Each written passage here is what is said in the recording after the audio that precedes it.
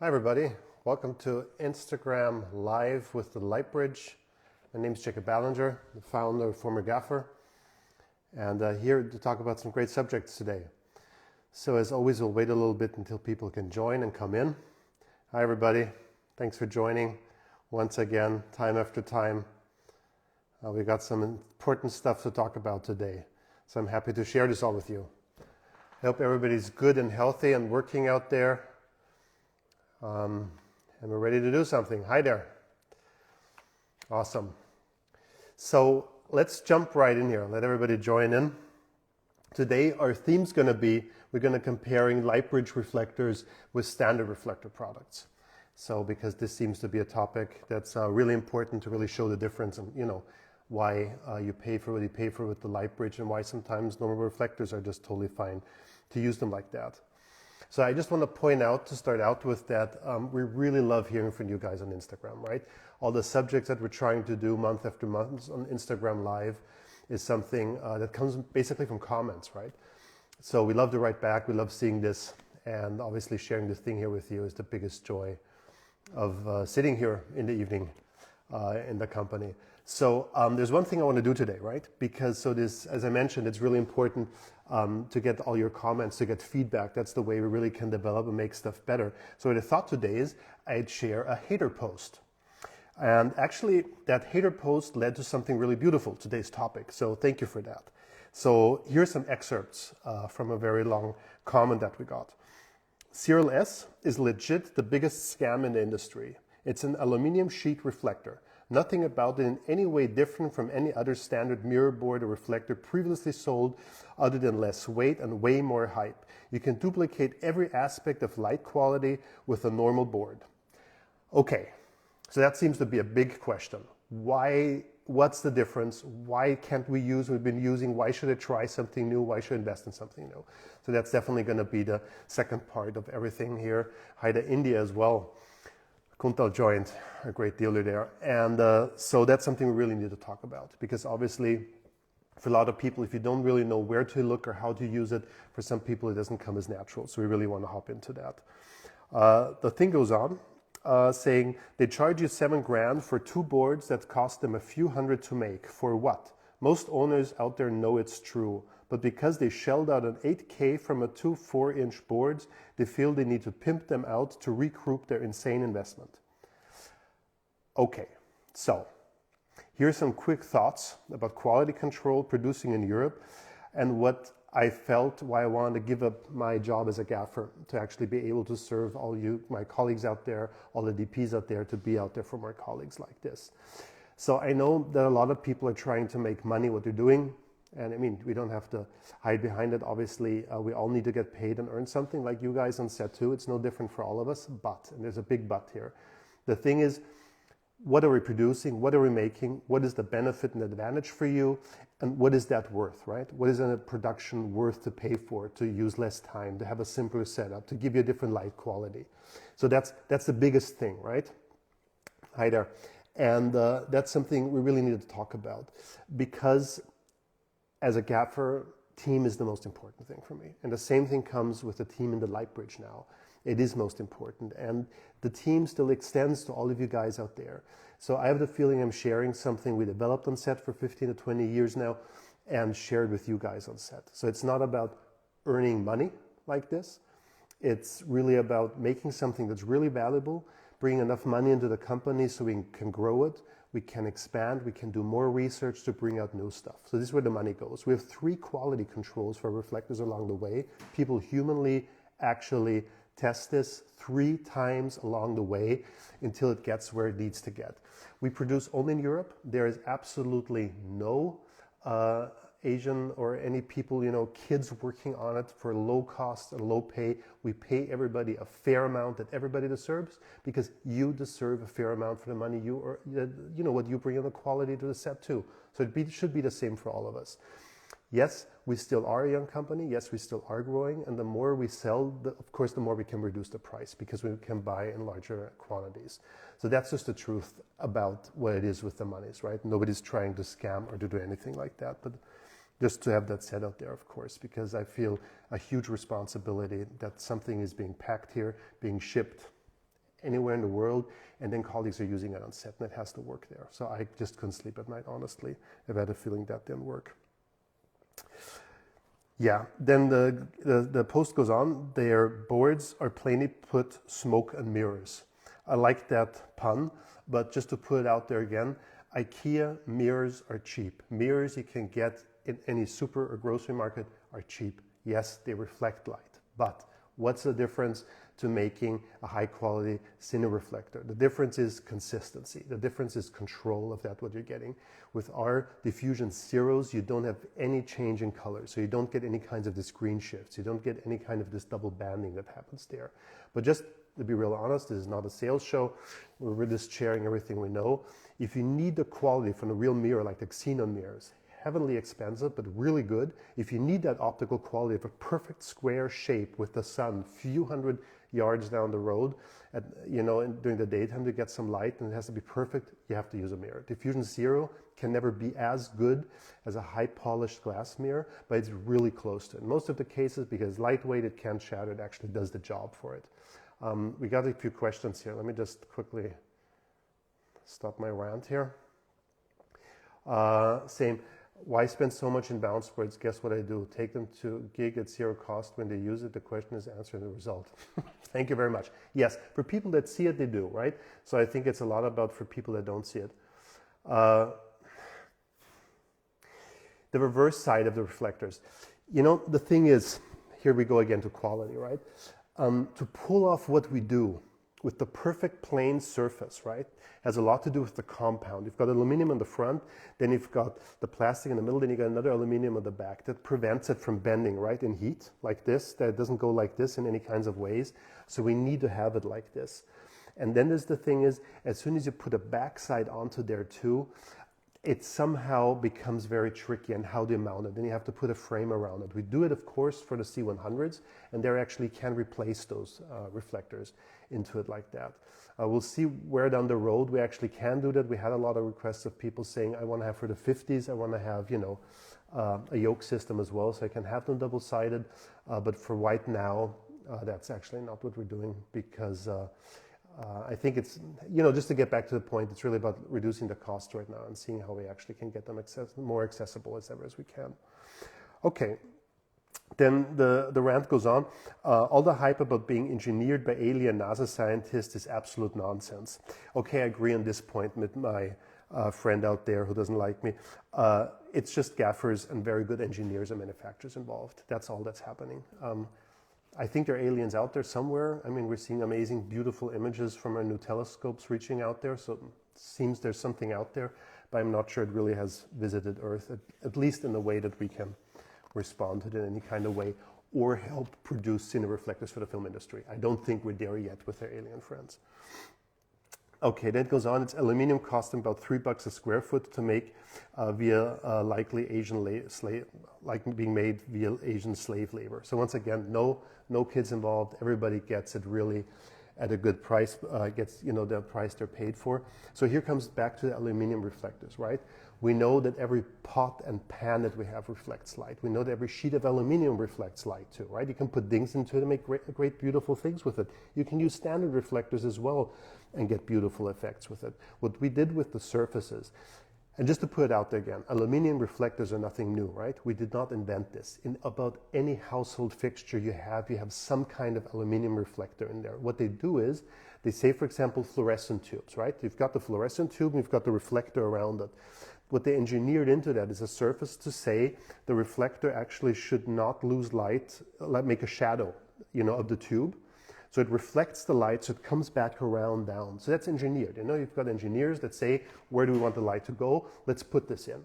And basically we did the same thing. We said, what do we need for the film industry? What are we missing in reflectors? We're missing, for example, that we can depend on the reflectors. We are easy to go from a little bit harder, a little bit softer and back again. So our work was saying, how can we make a very consistent homogenic light field with different levels of diffusion? And that's where the engineering basically went into.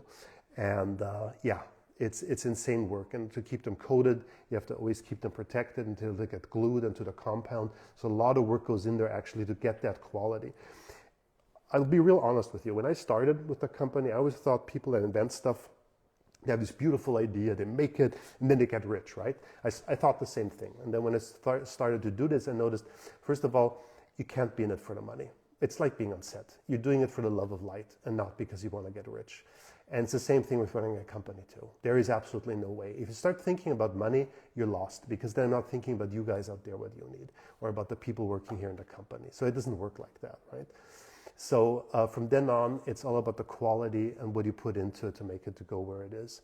So one question came up here.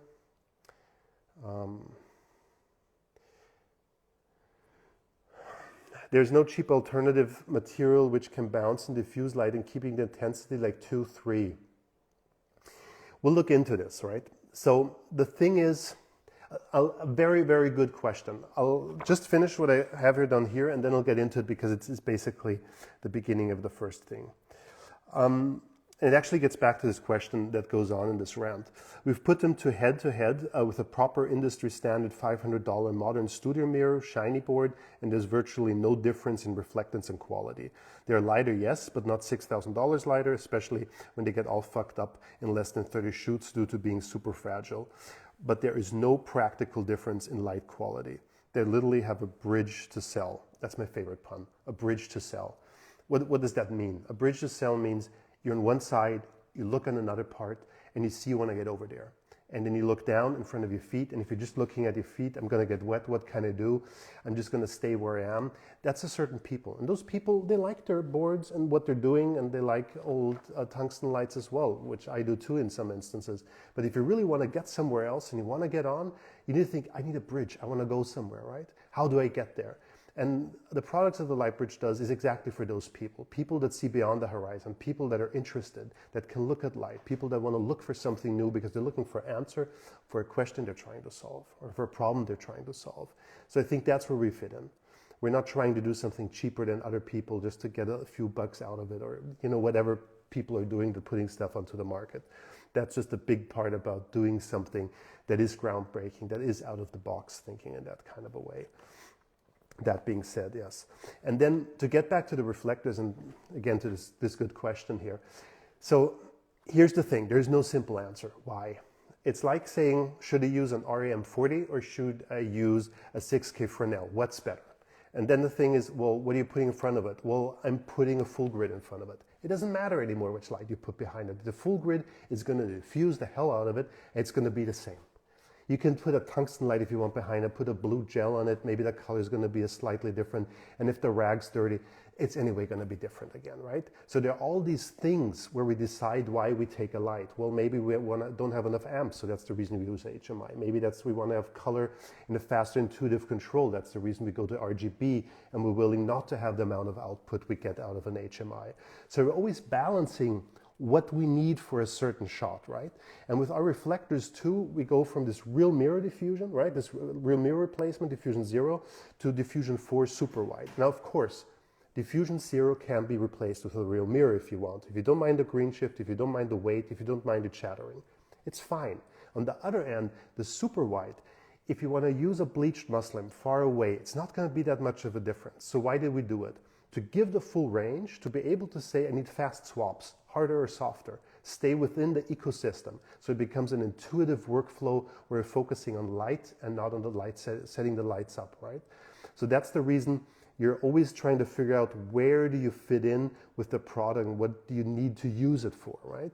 And a lot of pragmatists, people who don't really care about the quality of light, they're using it for car wigs as well because they're saying, well, you know, with the CRLS reflectors, I don't really care about the light quality, but I can rig the thing and it won't come off no matter how fast the car drives. So again, there's an advantage there, even maybe if you're not looking for something else. So yes, there are cheaper alternatives. And I'll be real honest with you. There are those cheap gels out there. And sometimes when you're going through a small window and you've got some curtains in the front, you won't see the difference anymore. The difference comes when you say, no, I need to place it inside. I don't have a lot of space. I can't have any spill light in the room. That's when you start to need these kinds of systems. Or it's really windy outside and they say, I can't put up a poly board and just put a quick silver over it because the wind's going to blow it away. Okay, that's the reason. Then you use the reflectors again. So there's always this constant weighing, where do I need something? And you know, that's the biggest thing in manufacturing. It's always about the specs of quality. Where do you need to fit? Where are the tolerances? Where do you need to lean towards? Because nobody's magicians here. We're just trying to use physics to its best possible capacity. So you're always trying to level these things out and to make a product that says, well, I never liked having stuff on a truck, on a feature film if I knew I would only take it out every third week. I hated that. I want to have a package I knew I could use all the time, would fit everything, and I would be willing, even in terms of speed and pace and truck space, to even compromise to say, well, I won't take this special light that's only there for that one thing if I only need it once a week. I'd rather find a different solution just because I have this stuff coming out on set anyway all the time. And if you need something special for a certain location, well, of course, but then you get it extra for that day. So that's always where I try to balance the reflectors too. It's something that will come out every day onto set. And if it rains, if it's a small set, if it's underwater, if it's snowing outside, if the wind's blowing, you'll always be able to use the gear. So that's the reason we balanced it out like this. So in terms of surfaces, it's also for us to manufacture and to make them the very high, not the most expensive part about the products. It's also for us a lot about that stuff can't rust outside in wind and rain. So we are very close to the aeronautics already there with the screws and stuff. So those are also quite costly in there. But for the reflectors themselves, they are the heart and soul of it. So that's something where we can't compromise in quality. There are actually, honestly, there are similar ones that are cheaper, but they don't have only 3% light loss. They have like 6 or 7% light loss. And that third of a stop, at some point we measured it, we said it wasn't worth it for us. We want to have the full punch because we didn't want to take out bigger units to go into cheaper reflectors. We actually wanted to keep the unit small because that was faster. So that's where the balancing of the thing happened on there. So let's see if another question came up here. Okay, perfect. I'll just go on. Yeah, so that being said there, what we're going to do today is, let me see my notes. So yeah, we just go that. It's tools for professionals, right? So when we talk about quality, and I talked about this a little bit already, is what is quality, right? When does something become good? And everybody has a subjective matter what quality matters. So as a company, when you professionalize manufacturing, you have to set up specs. You have to say, these are the specs, why I like this. The reason we made this hoodies here, and I put it on because of our boxing post, was because we said, we want fair t-shirts. We don't take stuff from Asia, even for our crew working in here. It has to be really nice quality. We do wash cycle tests because we don't want the stuff to shrink down. We don't want to have the logos to come off after some time. So those are the specs why we decided to buy what we buy. And the same thing goes for the reflectors too. We tried to create a system. It is not just looking at an individual reflector. And I think that's something that's really important always to put out there. If you start to compare diffusion to, can I find something close to that? You maybe can. But if you say you want to go a step harder or a step softer, then you don't have this again. So balancing this thing out was actually the biggest part of the engineering work for us to really make sure we have this. So it is, to get back to my notes again, it's a system, right? It's a full range of precise cinereflectors. We go from zero diffusion all the way to maximum diffusion, and we do them all in 5 sizes, from really small to almost close to 4 by 4 feet. So that's something that was really important for us, always to say it's an ecosystem. We don't want to create a tool that only works for one thing. A C-wheel will work on all the small reflectors. So that's just important in terms of fast and intuitive workflow, right? Now, the next thing that was really important to us is dependability. You want to be able to depend on your reflectors. That means they have to be waterproof. When you're shooting outside and it rains, you want to put into a pool, you don't have to think about, do you use this tool or this tool? The other thing was it has to be windproof, because when you have reflectors outside, when you have them outside, you can't depend on the wind, because you have butterflies, you've got bounce boards coming down like this. That means you have to take those rags down at some point. With the reflectors, you don't. With the wind surface only being by the 1 by 1 meter, you will run into this issue. The other thing is car rigs. All their stuff's tested for 3G force. And with that 3G force, when it goes on there, you can rattle around on the car and nothing will happen. It's heat resistant. You can push hot light source into it. 18K RMAX is full spot. Only 3% light loss only means 3% gets put into heat. So that works. So these were basically the specs of dependability that we looked into. There's this short question that came up with light accessories would fit best. We're definitely, again, going to do an extra version on an Insta Live, just talking about the light sources. But just as a rule of thumb, inside dark scenes, go to Licos because you really can close down the blades just to have the light on the reflector. Outside, you want to use a stronger light source to, just to be able to work with the environment and the light that's there, that you still get enough out of it. The further lights away, the more punchy and the more throw you want to have from the light, mole beams, for example, and stuff, or REM series in full spot, so you don't lose too much light. So that's always where you're trying to balance it. Somebody who tells you need to have a special light with the reflectors wants to sell you a light. It works with all of them. Rule of thumb, what goes in comes out, plus the level of diffusion. That's the most important thing about it. Manuel Billeter in Gilded Age is using sky panels with harder reflectors, with diffusion 1s and 2s, because he wants to get the control of the diffused light back again onto set, and is using the bounce that around the reflector as a fill light, actually. Next thing is controllability, spill light free diffused light sources. We talked about this a lot, right? And you also see it behind me, maybe even already, with the small reflector there. You've got a really hot spot on the wall, but the reflector itself doesn't look lit. So that's a major thing for us in saying how could we reverse engineer the system of using flags and frames to control diffused light, or egg grids or snap grids or whatever. We want to compress the size down to really small, get controlled diffused light, and have a beautiful feathering of the light. That means, in the center it's always just going to be bright, right? But the quality of the reflector really comes out where the light feathers off to the sides. Why? Because controllability means I want to pan up and I want to pan down, and I want to use that edge of light to really give you a beautiful people walking into the light and out of the light. And it shouldn't feel like, oops, I'm in the light, I'm out of the light. It should feel like you're coming into a zone where light is, magically, ideally, or wherever you want to put it. So that was really important to us, to be able to say intuitive control. I don't want to use extra gear to be able to control my light, which makes us faster, which makes us concentrate on lighting and not setting up the lights.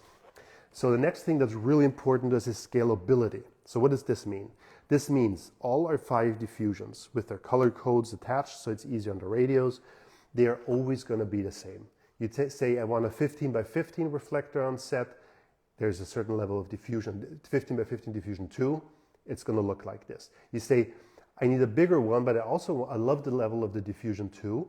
Well, then you just take a diffusion 2 in 1 by 1 meter, and you can have exactly the same quality and light. Obviously, a bigger source, so more volume of light, if I should say like that, but nothing else. Compared to all our standard bounce boards that we have up there, right? We're dependent on the grace of whoever makes this board that looks the same. Same thing, for example, then goes not only in size, but also you're traveling with the show. And you say, I've got my kit with me. I could do 3 windows, I could do 2 windows, but now I need to do 10 windows. I want to have diffusion 2. Go to a rental house and try to get the same precise reflector for all 10 windows. It's a nightmare. They all look different, they don't have them. Everybody does it a little bit differently all around the world. With the reflectors, no matter where you shoot around the world, diffusion 2 is going to be diffusion number 2. So you can scale it in size, in studio sizes. We do professional tools. That means we need to depend on what we do. If you work on a keyboard and you have to buy a new one, it has to work the same way. And the same thing with the reflectors. No fumbling around, no DIY, let's fix this out a little bit, it's okay. That's fine too, I love doing that stuff. But it's one, it's not scalable. It's not a professional tool that makes sense for rental houses. So there we go. Okay, next one, durability. And I'm teasing this a little bit here. I didn't print this out. Sorry, this is in the wrong direction. This is what you see over here, is a poster. This poster is available for rentals, people that are replacing reflectors, to know when to replace them.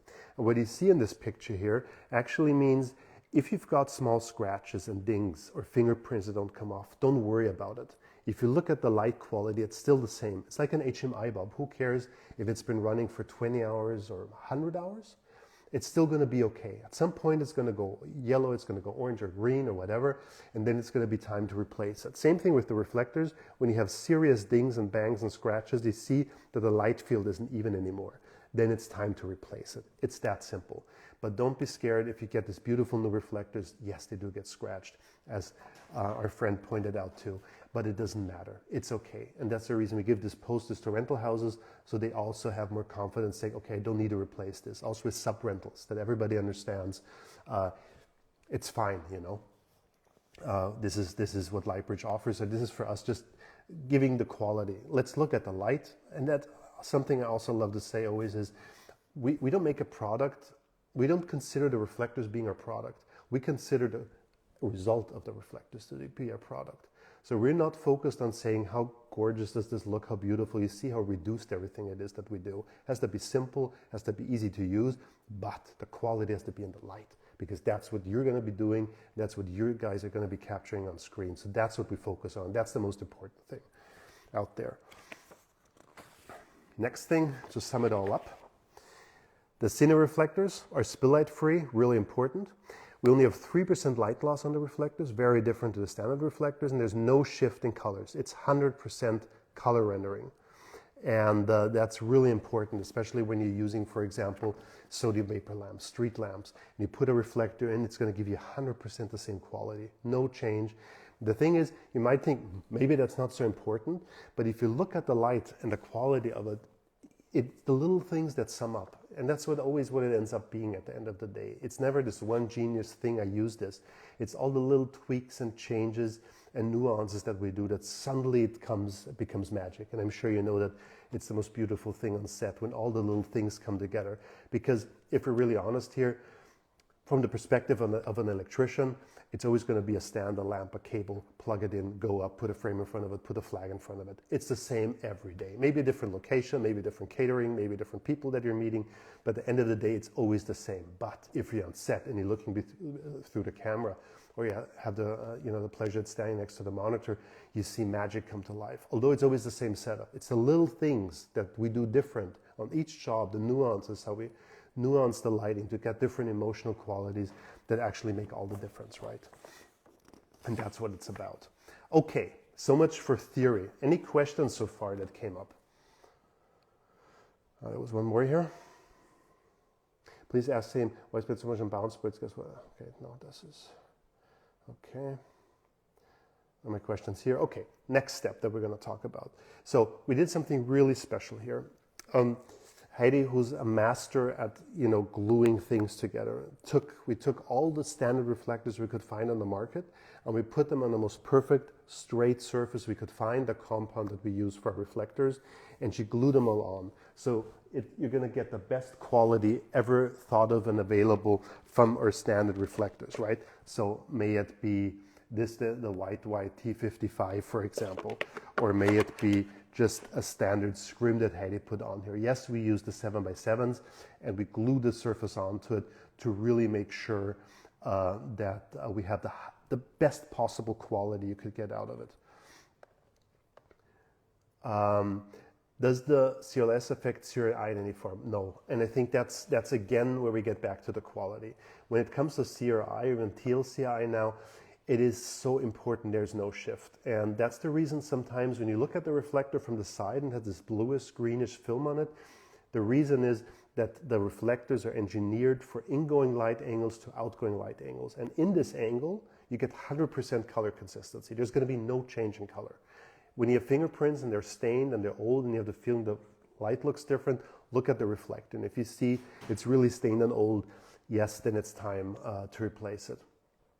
But that is something that's really important, that this color consistency is there. And just, as a small story, the thing is, for example, we had a scene in a small little house, and we were using like really bad fluorescent tubes. So we took the KinoFlow, I think it was a wall of light or something like that, and we replaced it with really old, horrible tubes, right? In different colors, you can't replicate this.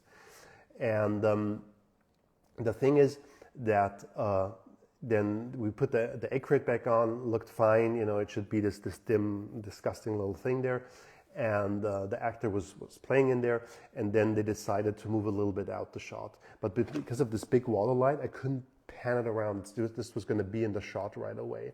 So what I actually did is I used the reflector and put it into that light and just reflected light a little bit. And the thing is, if you use a hard reflector, the light's of course going to be a little bit harder than what comes out of the wall of light, but the eye doesn't see it.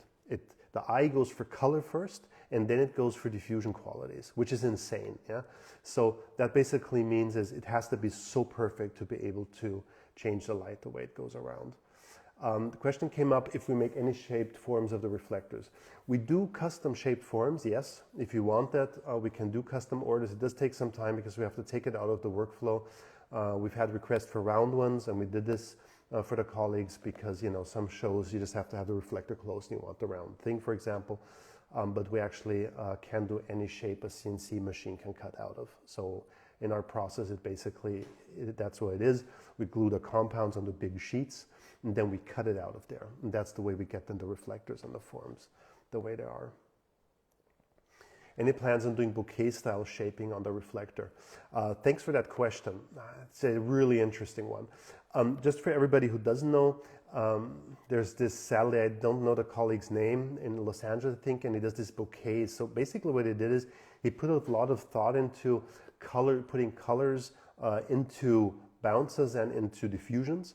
And with different kinds of colors, actually it really helps the color of the skin, which is something we know from nature, right? If you have the feeling, you're staying in a studio, you're lighting it, and you have the feeling, it doesn't really look real yet.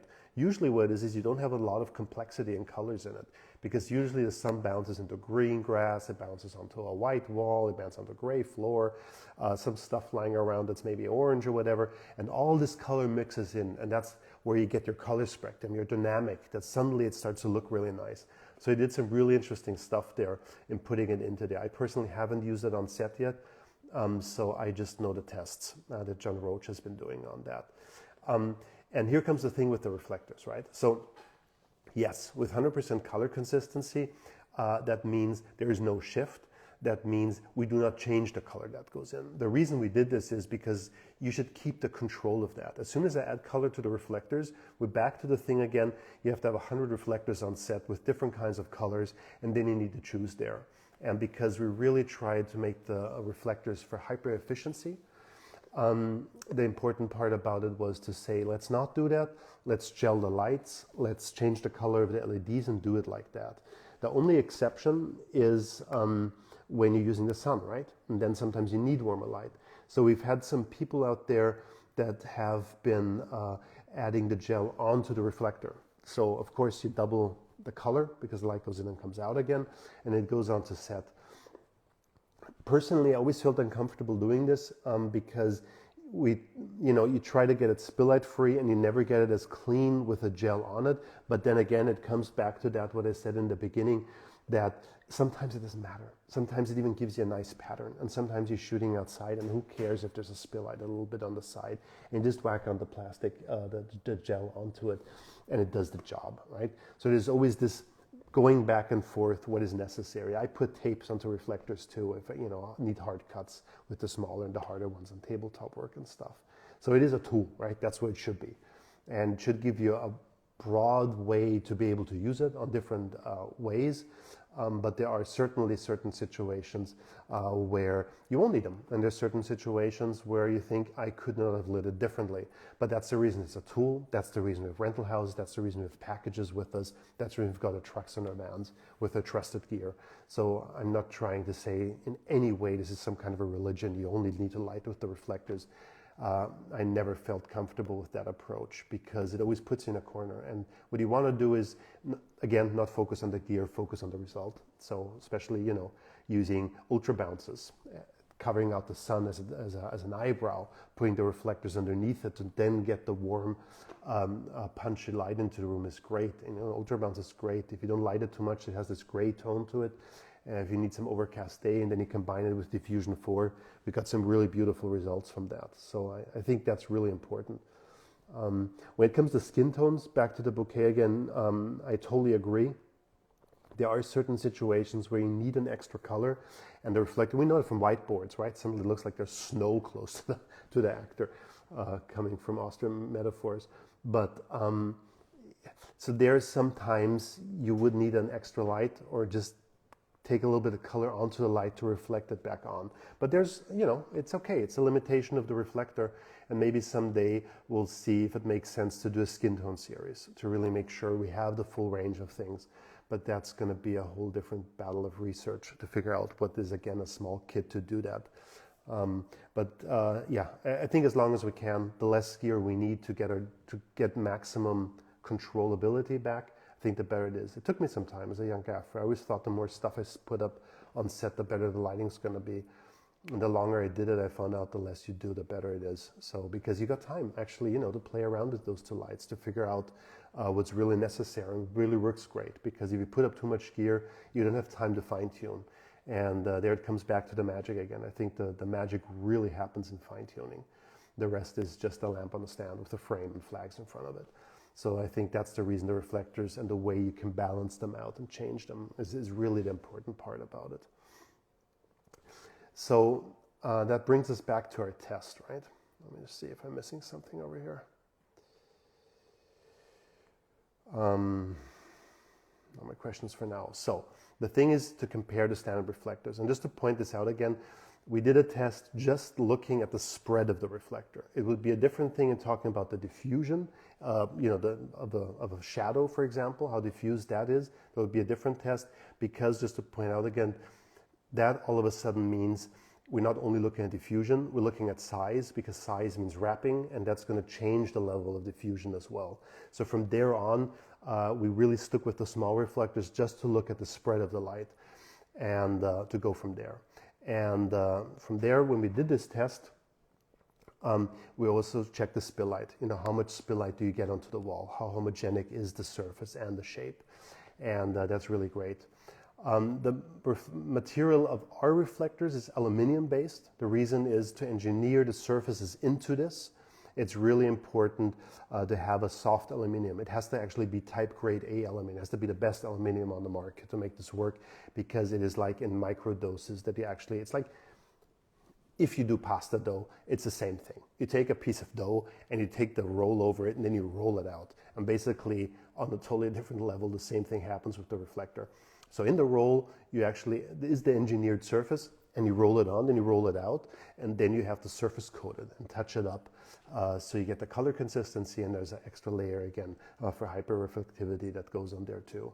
So that's basically what it is, because as soon as you go into other materials, you don't get the consistency. And again, our reflectors, there are stats, we have files, computer files that can be loaded into the computer, so you actually can generate 100% the image that's going to come out. So if you ever do bigger rigs and you need calculations to do that, this is actually possible if you know exactly the specs of the light source.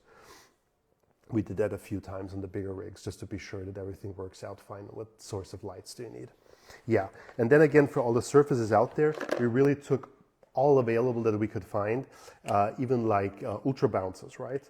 Or whites from Matthews. And these actually are not foils you put onto something, they're actually butterfly scrims. But again, when you put them into butterflies and you're shooting in the wind and you have a little bit more specular reflection, the wind comes in, you will see, the light going around. Can be a cool effect, but mostly if you want to have dependability, you don't want to do that. So that again gets to the point where you got to take care. So we did all these tests. I'll just show you how we did a test, and then in the coming days we're going to post the results, because the quality, sadly, that I can create here in the iPad with our Instagram limitations and the way you can see it with the transmission is not going to give you all, the stuff we saw on the tests. And it's really cool. Sometimes you see color shifts, sometimes you see specular stuff happening. And sometimes you think, wow, this is really close to what we do. But then again, you have to think, oh, this is not glued onto this surface. This is not something that's going to be consistent all the time, because it is in a butterfly rag. So that's, again, where the things shift in, and you don't have the full range of reflectors from diffusion 0, 1, 2, 3, and 4. So that's all where it comes into. Cool. Yeah, so let's have a look at this, if there's no questions for right now, just to give you a fast feeling of this.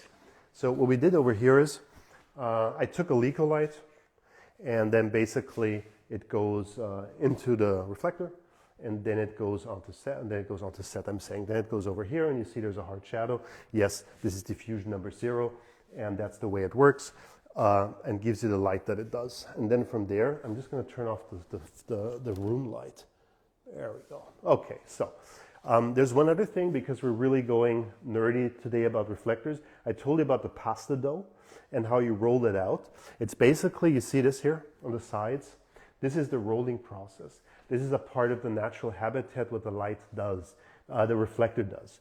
It is really close. You won't have any issues with this on set, but for us, especially when we do laser tests, we actually can check the consistency of how the rolling process has been to really make sure that the quality is good. So this is diffusion number 0. From there, we have a nice and easy way to go over it. Then we go to diffusion number 1. I'm just going to hold this.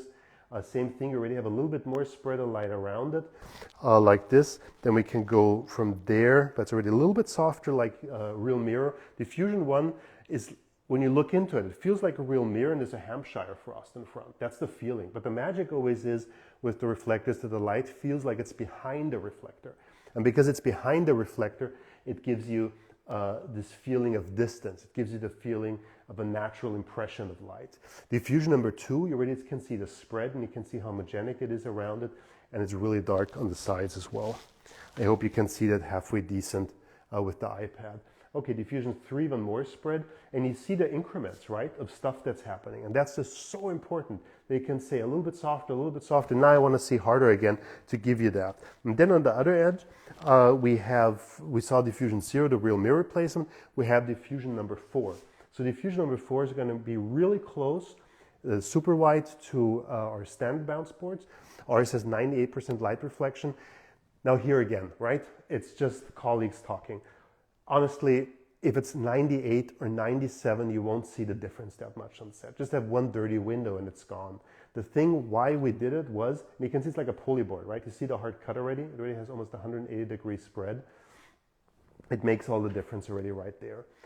The reason we did it again is this is windproof, this is waterproof, and it's rainproof. It could be in the snow. We have them in Iceland right now. So that's the reason you actually have an easier way to use the reflector and swap it out. But yes, if you only want to have this quality, why not use a pulley board? Of course, it's much easier, actually more lightweight if you don't have any wind issues and stuff. So, or you don't need to swap to something harder thing. Or you want to put a pulley board and put a reflector in front of it. It's fine too. So this is basically what it does. And from there, we then moved on to the reflectors that are available on the market. This, for example, is a spun. You always, when you can see this cut on your side where my hand is, on the right-hand side, you see the shadow. That means there's spill light. You also see it when you look at the reflector. I'll quickly put it in here so you actually can see this. See how the reflector actually, let's open this up here. There you go. How light's going off the reflector in your direction. And that's the reason it's not spill light free. You need to put up a flag here if you want to do a nice gradient coming in. So that's something we always really want to avoid when it comes to reducing gear on set. What else do we have? Then we've got this one. This one's interesting. This one's called White T55 from Matthews. This is used for butterflies. It's like plastic gripholine, we call it here in Europe. You see in the center how there's this little hot square coming out, and when you pan it, it's kind of, the shifting is really interesting and it changes. So you see, for us, the real quality comes in consistency and stuff. And you want to have this 100% consistency, especially right now. We're shooting at a gray wall. So you see all the issues that are coming up like that. Yeah, and from there we did all the reflectors around, the spuns, the hard ones, and we'll just be posting these because it's going to be more efficient than me showing it.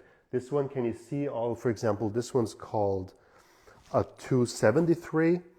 We call it actually bubble here in Austria. You see, look what's happening on the side. See the weird effects that are happening? So the feathering of the light doesn't work anymore. These are standard bounce boards. They're great sometimes just to add a little shine into the face. There's no reason to do that. Yes, and then I just saw the question with rain and pouring output. Yeah, I mean, no, it doesn't. I mean, that's the reason we made them out of aluminum, because you won't have any issues with rain at all. Again, if it is a mirror that you're having there and rain's coming down from it and you have a really pointy source far away and it's in the right relationship to the wall, you will see the water ripples coming down, of course. Maybe something similar to this one here. That's with diffusion 0. And that's the reason you can easily say I'll swap to 1 or 2 and I'll lose this. And that's, for example, on cherry pickers. Always do diffusion 2 because diffusion 0 and 1 is going to give you a little bit of the shakiness that we know from mirrors on cherry pickers. So we don't really want to do that. Yeah. And then there's another one here. There's a silver lame. I use this a lot. And you see with the silver lame how it's spreading up to the sides and it's giving you this halo around. So you really can see the differences in this. And again, please remember, you won't get never any better quality in the way it's been glued onto the surface. So to get this high quality surface and being glued professionally like this, you won't get this on set. So it's the best quality that you could get out of this. And there's a scrim we have here too. But I'm going to post this because I think it's going to give a better impression. The thing that I hope that it does is it really see how it fades out with the ripples. So this is where you really see the difference, and that's the way it comes back to intuitive control. A little bit more, a little bit less light, panning it around, and all of a sudden, oh, I'm getting weird shadows coming around. And that's the reason the reflectors have the quality they do. So we tested, I think, over 1, 2, 3, 4, 5, 6, 7, 8, 10, about 15 or 20 different surfaces, and we'll definitely show that to you to give you a feeling for this, of what's going on. Yeah, and we'll also be posting this with the laser, what we do with the laser tests. So we did already Insta Live if you want to go back and look at it with the laser testing. So that's really when it comes onto one parallel ray. And when you move the laser along the reflector and you have little wobbles and stuff, it's going to go boom all over the place, right? So, and with our reflectors, it's 100% consistent. You will almost never have this on set, but for us, it's the best way to really check out what's going on. Okay, so here we get some questions. We'll go back into this again in our last 15 minutes. Often used and actually very satisfied, but I don't like is that the surfaces are so vulnerable that you can touch the reflectors with cloth gloves, otherwise the fingerprints that can't be removed. Very true. So here's the thing, right? To be able to do this quality, it does mean a change in workflow. It means it's going to be faster for you to work on set. It means it's going to be less gear, but it means you need to take more care of it. I remember the pain when suddenly USB was brought onto set and we had to suddenly do wireless DMX and Bluetooth on set. It was a headache in the beginning until we all figured out how the workflow is, how we take care of problems so they don't really occur again.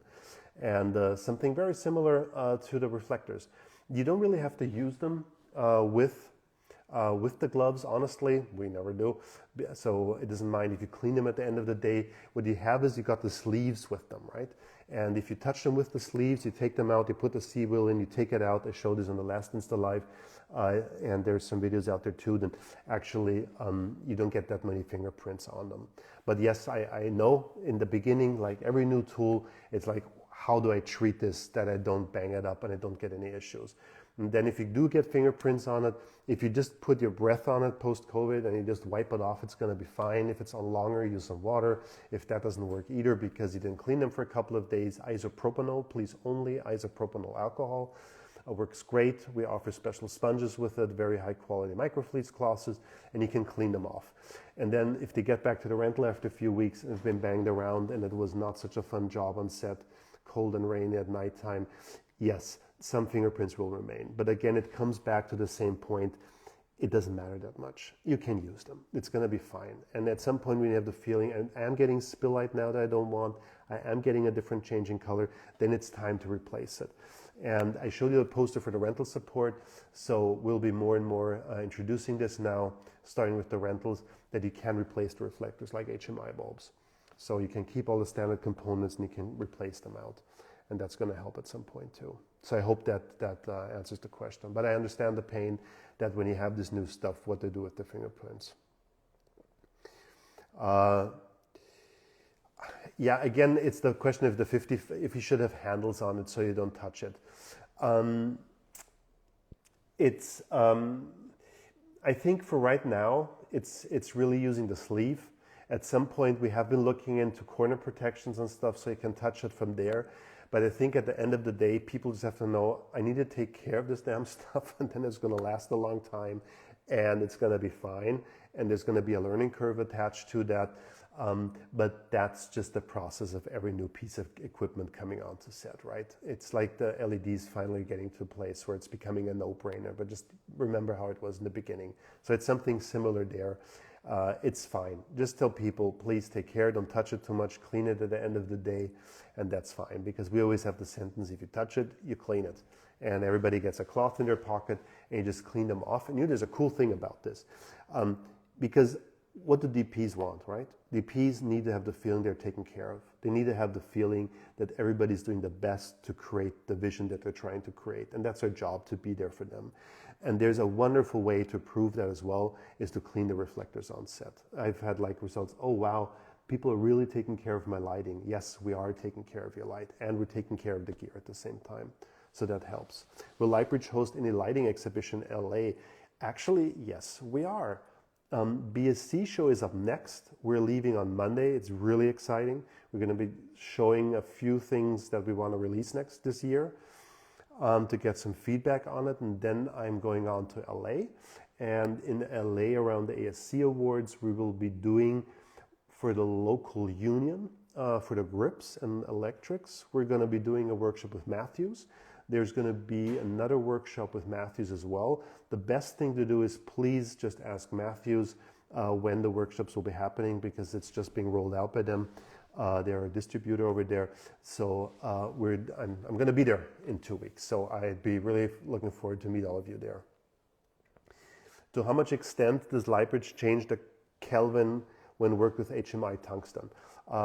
It's the same thing again. The color won't change. You put in a tungsten, you're going to get tungsten out. You put in an HMI, you're going to get HMI out. If you want to have, for example, an old HMI bulb, you're going to get an old HMI bulb out. So it won't get anything better, but it won't get worse either. So it's going to be 100% what you put in that's going to be coming out. And that's really important, especially like with colors, like practicals, using like a lampshade that has a different color. Really hard to match. Just put a reflector there, take it out for the close-up to add a color into it.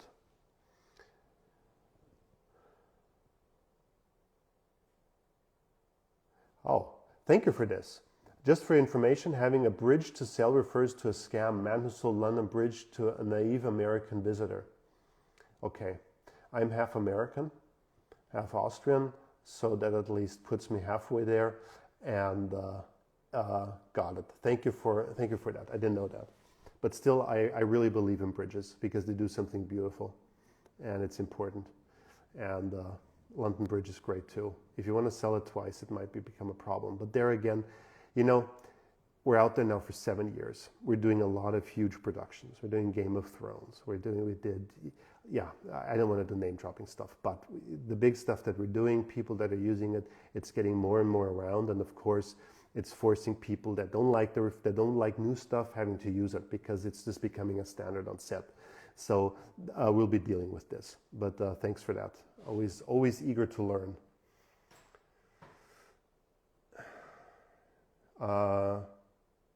Harry Savida's technique I once mentioned. I have not. I had the honor to sneak peek on a set once. That's what I was able to do, sadly. But what it is it's raking windows. That's what I saw with him. So he was shooting 20th store. I think it was 7, or it was Zodiac. No, it was Zodiac. It was actually Zodiac. And a big building in LA, and 20K down below, going up to the window because there's no way to light in. And was in the background, right? So he put just some opal frost to some very thin diffusion on the window and just raked it. So you still could look outside, but at the same time it gave it more brightness. And we do the same thing with the reflectors. Put the reflector underneath the window always, put the reflector outside, and you can rake it. And by panning in the light source into the window, you get a bounce off the ceiling.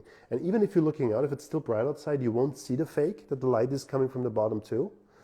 And you're gonna get, from the direction of the window, a beautiful, soft, more fill light into the room. So this raking windows is a technique we lose a lot, because obviously taking a light source really far away limits what angle you can get into the window, but having a reflector close to the window gives you every angle inside. So that's the reason we always put the reflectors as close as possible there, and we put the light source down below. And then you can pan the reflector and you can get everything from there. That's the reason this raking the window is something that makes sense. How you got the consistency reflector? Does the aluminum have any particular paint on it? No, it is rolled into the reflector. It is an engineered surface, and you have to put the surface into the aluminum. And that's the trick behind knowing how the incoming light ray is going to be coming out, and then it has to be surface coated. So there is no paint or anything you can do. There are hyper-reflective paints. We put them on there too to get even more reflectivity out of it. That's the reason we achieved that. But other than that, it doesn't work in any way because, yeah, as soon as you get there, it's like, you know, cars. It's like now cars all have to take care about aerodynamics. There's no chance for error if you want to drive really fast race cars. And that's basically what we do. We have to make sure there is no errors in our reflectors with 3 quality controls along it to actually make that work. Cool. So we're getting towards the end. If there's any final questions, I'm happy to answer. And otherwise, I really look forward to meeting all of you live in London at the BSC show, and then in LA, and maybe in New York afterwards. It's not clear yet if we're going to be hosting a panel there together with the Gaffers Salon. Let's see if that works out. Any tips to avoid light reflections on smooth surface, especially in wooden doors or steel rods? I don't know how to answer that question because it depends on so many things. You mean like when the light skims off, like when you've got a reflection in wood that you don't like, it's always the ingoing angle to the outgoing angle. So something is lighting it, a light source is there, and it's basically reflecting off the specular surface. So sometimes you can flag that off. But then again, it comes back to having a spill light free light source to actually make that work. It depends really on so many different things. Sometimes, you know, we even paint it more shiny to get more specular reflections because it's interesting. And if you don't want to have them, it's always about the angle at the end of the day. If you can't cut it off with the flag because it's you know, it's too close to where you need to go. I'm sorry, I can't give you a better answer on that. I would need like a diagram or something. Okay, cool. Thank you everybody so much for joining and coming in. Please let us know any future topics you want to see. Dani will be posting our test results so you get a feeling of just the diffusion of what's coming out of it. And thank you so much everybody for using it. And you know, we're all working on one great cause here, making lighting better, easier, faster to deal with all the circumstances we're doing with, and at the same time creating a really big emotional impact on light, because that's what Lightbridge is all about. Thank you so much everybody for joining. We will be doing live, very good question, consistent this year. We're going back to this because I feel I owe this all to you and it's far too much fun to do this. So once per month, we're always looking at the 3rd week of the month we're going live, but it depends a little bit on trade shows and how much I have to be moving around. From there, but always once a month we'll be posting ahead of time. And if you want to look at previous shot Instagram lives, they are available in the reels. Thank you everybody so much. Have a safe time. Have a good shooting day. I wish you all the best and looking forward to meet you all of you soon. Bye.